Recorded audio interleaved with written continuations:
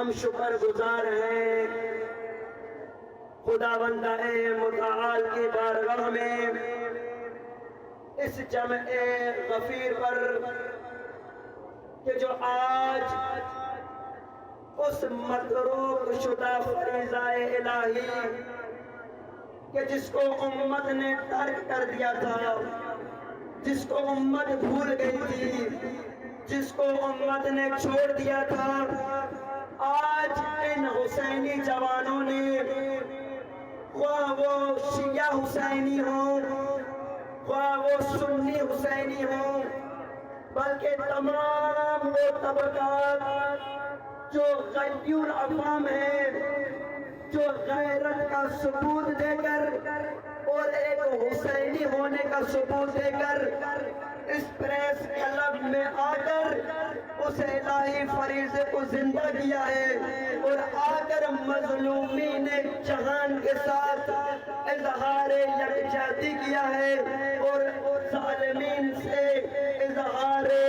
براءت و بیزاری کیا ہے کہ یہ پریس کلب ٹنڈو آدم کی یہ گواہ ہے کہ جب بھی دنیا کے اندر خواہ و مولانا عابد حسین مہدوی صاحب جیکو اسانی مسجد سید پناہ شاہ میں استاد بھی آئے مولم بھی آئے امام جمعہ بھی آئے ان کے التماس آئے تھا جو کہ دلی کے خطاب کر فرمائے سنسوزنا وزینا بلندر سلوہ